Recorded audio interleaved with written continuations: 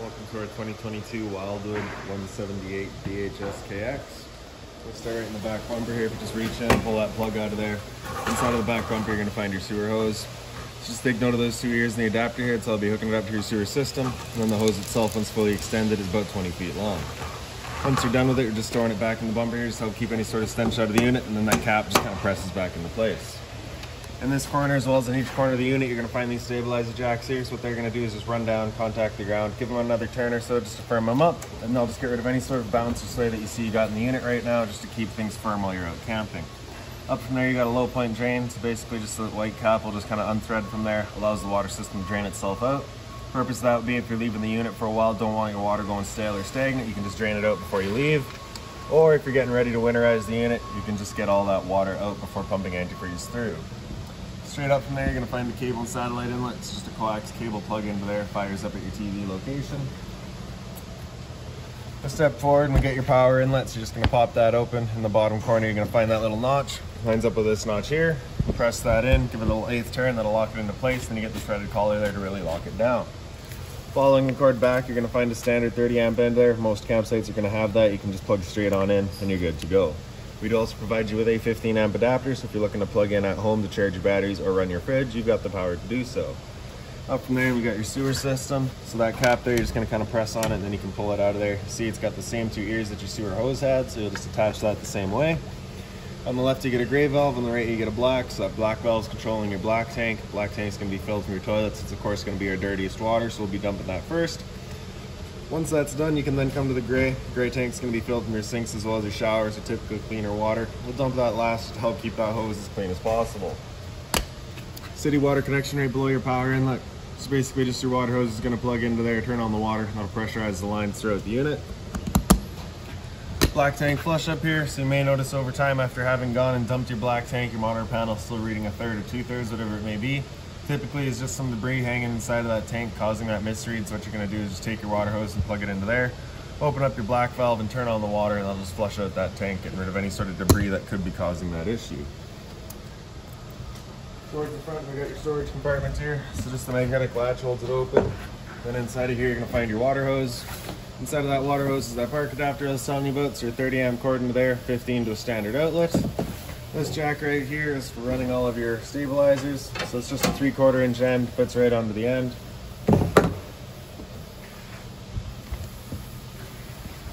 Around front of the unit, we get that little white box in the frame there. So that's your battery disconnect switch. So with that pointed up the way it is, it's currently turned on. To turn it off, you just turn it counterclockwise and you can pull that key out of there. It just disconnects your battery from the unit.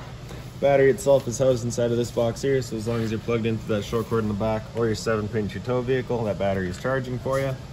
Underneath this cover is your propane tank, so if we just reach in the back, you can get to that valve there and you can just kind of turn it to open it up. It's just your standard barbecue style propane tank. Right. To remove the cover, you just get 4 snaps in the back. You can remove those and just slide it up and over. Standard tongue jack up front. On the side of the unit, you do get a solar panel plug-in right there, so just a 2-prong plug would go into there, it charges your batteries. By the entrance, you get a stove vent up here, so of course propane stove is putting off fumes whenever you're using it, so you just want to make sure this flap here is opened up with your fan inside turned on to evacuate our fumes. Once you're done, you're just going to kind of press it back into place and you can hear that click. Just ensures that no dust gets kicking up in there. Exhaust for your furnace is straight down from it, so if you're ever running your furnace, you just want to make sure it's not blocked off. It does get hot. Fresh water connection, so you just take your water hose and plug it into there, turn on the water, and that fills up your fresh water tank. The drain for that tank, you can see is just kind of dripping still right down here. You just get that little white cap, just plugs on into there, closes it off. Right.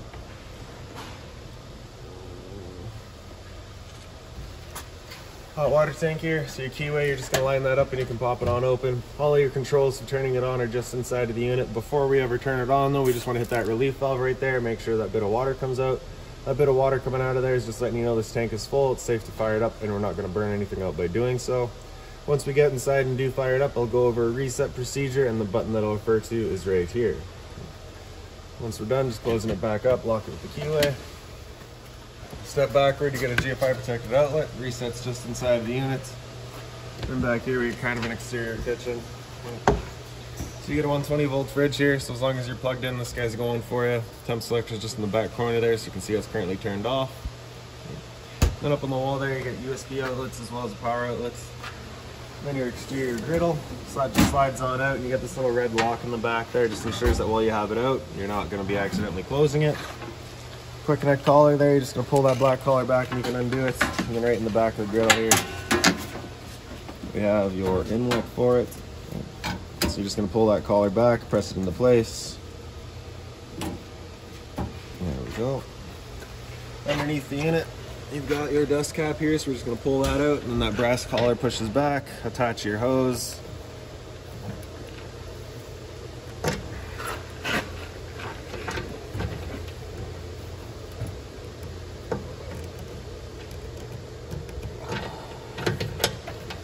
There we go. Then once you have that hose attached, you have that valve there. So with that valve opened up, you cannot undo that quick connect, so you just got to make sure it's closed off whenever you're doing it off. All right. With it turned on, you can take your knob here, you're going to press it in, turn it past the lights, and you're just going to kind of repetitively do that until you see that flame, and then there you go.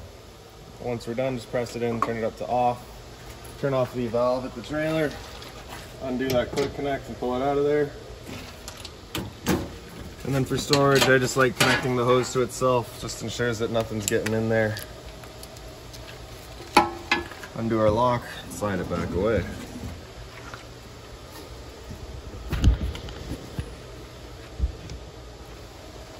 In the back of the unit, right in the center here, you've got an exterior shower, so you'll get a key just like this little guy there.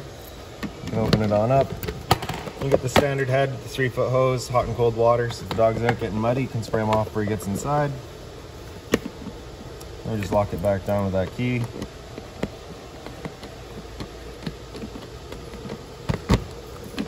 Straight up from there, you're going to find a pre-wired mount for an observation camera, and then of course just your spare tire. So now we'll make our way inside of the unit. There's this handle up 90 degrees, falls into place, then we can open up the door. The door is just on a friction hinge, so it kind of sits wherever you leave it. And then I'll just point out that if you've got it wide open, it does contact your awning. So if you're going to be running your awning, you just want to make sure that your door's at about 90 degrees. For the steps, you're going to grab that step here, pull it straight out, flip that last step over, and then step on inside. So first things first, once you get in here, we've got your fire extinguisher right on the left there, so that's standard. Pull the pin, point and shoot. Right beside it's your LP detector. It's propane's heavier than air, it'll sit on the floor. That guy will detect it and start going off just like a smoke detector would. Up from there, there's light switches across the center there. So the one on the right, we have that does your one entry light by the up over the sink. The rest of the lights throughout the unit are just on their own center push buttons, so we'll do those as we go. The light switch on the left there does your awning light outside. Your awning itself is in the bottom corner here, so we press and hold the bottom of that switch. The awning will make its way out.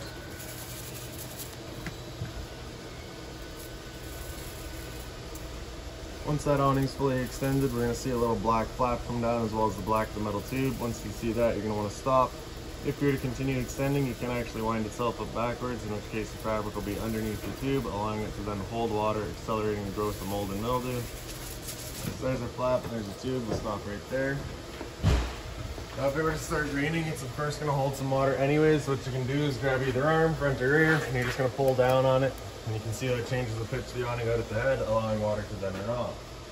If you like that angle better, because it does give you more shade, you can do the same thing with the arm up front. And before you bring it back in though, you just want to make sure they're back straight, just so that we're not running the risk of bending it.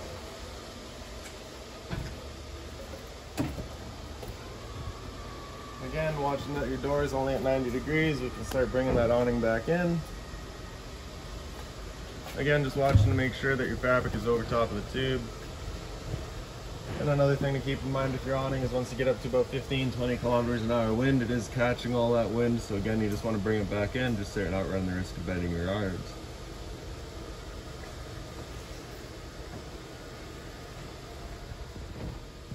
There we go. The switch beside that's for your slide out. So press and hold the bottom of that. It's right at the top of that, and the slide will make its way out.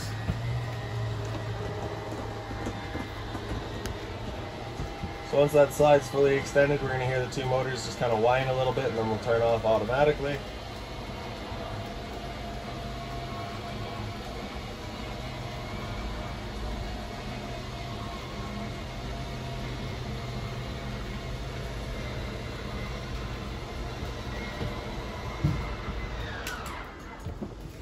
And then two red switches there. So the one on the right is your water heater. So turn that on, it'll fire up the propane. That light there lets you know that the ignition sequence will start. Once that light goes out, the sequence is started. It'll try that 3 times. If after the 3rd try it hasn't fired up, it's at that point that light's going to come on and it's going to stay on. At that point, you'll go and use that reset button that we'd shown you. So stood right here, you can hear the click of the igniter and the whir of the flame. We know that tank is good. Beside that, we got your water heater switch. Turn that on, turns on your water pump, turns on drawing out of your fresh tank to pressurize your lines. Up from there is your monitor system. So we got battery on the left there, so you can see we're currently C for charging. G would be good, F is fair, L is low. Your fresh tank, as you fill that up, you'll go to a 1/3, 2/3 and full. Same idea for your black and your gray. So towards the front here, you can see you got a little mounted Bluetooth speaker there. So we don't have a dedicated stereo, it's just the mounted speaker. That is on the charging pad as well, so it just kind of slides up and out of there. It charges automatically. A little bit of storage there. Inside of there, you're also going to find that blue binder. So that blue binder is all of your owner's manuals in it. Any keys, any remotes, anything like that for the unit, you'll find in there. More storage across the top. Then you can see it's currently set up as your couch. For your bed, you're just going to take the cushions and lay them down. Travel latch on the side there. Undo that, and we can lay it down. Bring the mattress down with it. And there's your bed. Once you're done, you're just lifting it all up. Push it back. Lock it back down. There you go. So this window over here is your emergency exit. You're taking that red tab to get rid of the screen. Take this handle here, throw it outside, hop on out. And you can see you also get the power outlet there. Into the dinette, pretty straightforward. You just got a little bit of storage on either side. It's pretty well just wide open bins. The light up top here.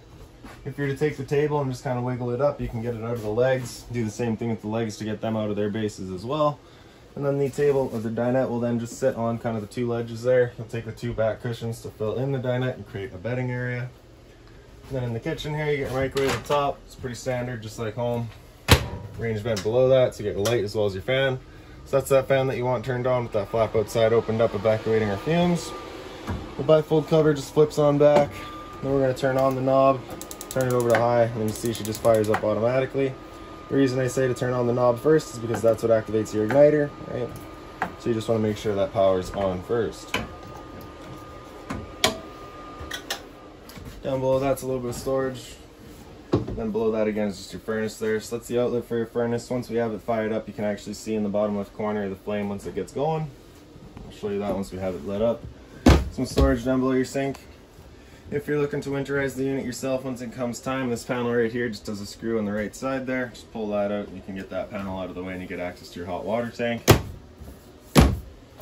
Above the sink, you get a little light there. The sink covers are just soft plastic, so nothing hot on them. Single basin sink, hot and cold water course. Above that, it's a bit more storage. And beside there, we've just got your fridge here. So your freezer up top, temp control right in the back there. Fridge down below. So the fridge is 12 volt, so as long as your battery's charged or charging, this guy's going for you. Down from there is your converter. Press the top and center, she pops on open. You get all of your breakers on the left side. Whenever a breaker breaks, it's going to sit in the middle, so just turn it off and then back on to reset it. Then on the right side, we get all of your fuses. This panel right here just has the 2 screws there. If we pull those out, you get access to your water pump. So again, if you're looking to winterize the unit, it's just right in there. Into the bunk spaces here. So you get the one up top, again, just center push button. Down below is identical. There it is. All right. USB charging in the back there. And then just a little bit of doghouse storage down below it. And into your bathroom here. Your light in here again, center push button. Roof vent in the back here as well. Just turn that knob to open it up. In the back corner, you get that push button, turns on the light or the fan. Hot and cold water at the shower, standard head and hose. The toilet, the flusher is just on the right side. GFI protected outlet by the sink, so test on the left, reset in the middle. So if you ever have outlets that don't work, it's the first thing you should check. A little bit of storage down below the sink, just being mindful of your drains and our water lines. Hot and cold water at the sink, of course. And then your medicine cabinet there. And then right outside, you've got your TV back around the wall here. So straight up from that, you got your power outlet as well as your cable and satellite outlet next to the wall. That's your antenna outlet kind of towards the center here. Button beside it just turns on that antenna, so that green light there lets you know that antenna's turned on. And then you are also pre-wired for Wi-Fi. Down from there, you're gonna find your thermostats. This is the control for your furnace. With that slider all the way over to the left, that's it turned off. All the way over to the right, it's gonna be max heat. Anywhere in the middle is your temp selection. So like I said, once this furnace fires up, you'll be able to see that little flame. See that little blue glow down in the bottom left corner. The downside to this furnace is that it is not ducted. It is all just dumping its air into the living room here. So if you're looking to move that air towards the back bunk space, you're just going to make sure that you've got some sort of a fan so you can help move that air around.